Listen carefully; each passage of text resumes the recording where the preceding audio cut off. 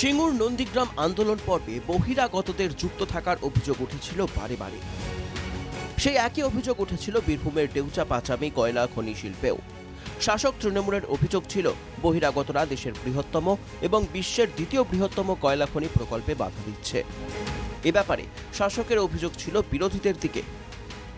এই মুহূর্তে আমরা দাঁড়িয়ে আছি বীরভূমের মোহাম্মদবাজার ব্লকের দেউচা পাচামি এলাকায়। আর এই দেউচা পাচামি এলাকাতেই হতে চলেছে পশ্চিমবঙ্গ তথা ভারতবর্ষের সর্ববৃহৎ কয়লা খনি, এবং এই সেই কয়লা শিল্পকে নিয়ে কিন্তু একগুচ্ছ পদক্ষেপ নিয়েছে রাজ্য সরকার থেকে শুরু করে জেলা প্রশাসন। কিন্তু তা সত্ত্বেও কয়লা শিল্পের বিরুদ্ধে সামান্য হলেও আন্দোলন এখনও অব্যাহত রয়েছে। অনেক জমিদাতায় এখনও পর্যন্ত জমি দিতে নারাজ। স্থানীয় সূত্রে যেটা জানা গিয়েছে যে এই যে জমি আন্দোলন, তার পেছনে কিন্তু বেশ কিছু বহিরাগত মদত রয়েছে। কিন্তু বহিরাগতরা কারা সেটা কিন্তু স্পষ্ট করে তারা কিছু বলেননি। তারা শুধু একটাই বলছেন যে বাইরের লোকজন এসেছেন, বাইরের লোকজন এই আন্দোলনকে মদত দিচ্ছেন। কিন্তু তারা কারা, তারা কি আদৌ মাওবাদী? এই প্রশ্নের কিন্তু উত্তর মেলেনি। তো যেটা মুখ্যমন্ত্রী ঘোষণা করেছিলেন যে আমাদের প্যাকেজটা, সেই প্যাকেজ অনুযায়ী কিন্তু কোনো কাজও হয়নি। সে আমরা জমির বদলে যে পরিমাণটা টাকা পায় কিংবা আমাদের চাকরি বলেছিলেন, সেটাও এখন পর্যন্ত হয়নি।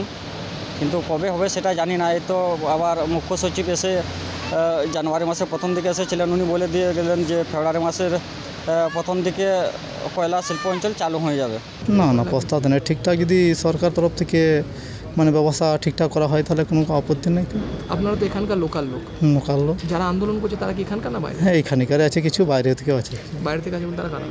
আছে মোল্লার রামপুরহাট সাইডে আছে, আমাদের বাঁকুড়া মেদিনীপুর সাইডে আছে। কিছু আদিবাসীরা প্রথম আন্দোলন করছিল, তারপর সব মোটামুটি ডিএম, এসপি,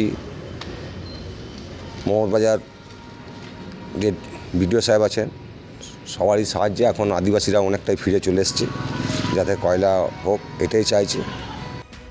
মোহাম্মদবাজার এলাকার বাসিন্দা ছাড়াও কলকাতার অনেকেই কয়লা খনির বিরুদ্ধে আন্দোলনে নেমেছিলেন বলে জানিয়েছেন এলাকার আদিবাসী নেতারা।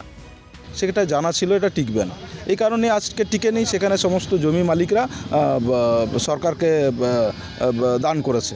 যারা জমি বিরোধী আন্দোলন করছে তারা কি এখানকার স্থানীয় খাদান বিরোধী স্থানীয় ছিল না বললে চলে। সাইডে তারা তাদের কোল প্রজেক্টের এরিয়ার মধ্যে তাদের পড়েনি, তার একটু সাইডে।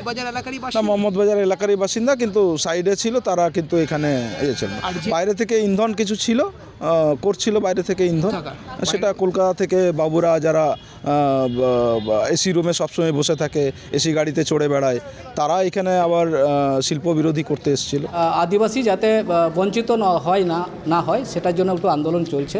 সেটা এখনও পর্যন্ত সম্পূর্ণ হয়নি, সেটা একটু ক্ষোভ আছে আর কি, এলাকার ক্ষোভ আছে।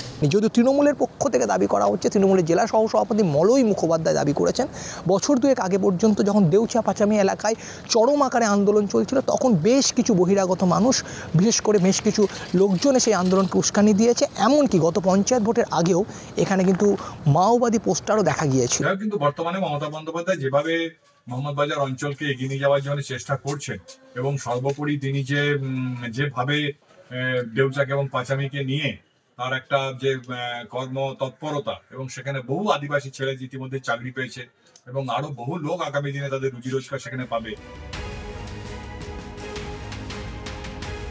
বীরভূমের মোহাম্মদবাজার থেকে শুভদীপ পালের রিপোর্ট, NK TV বাংলা।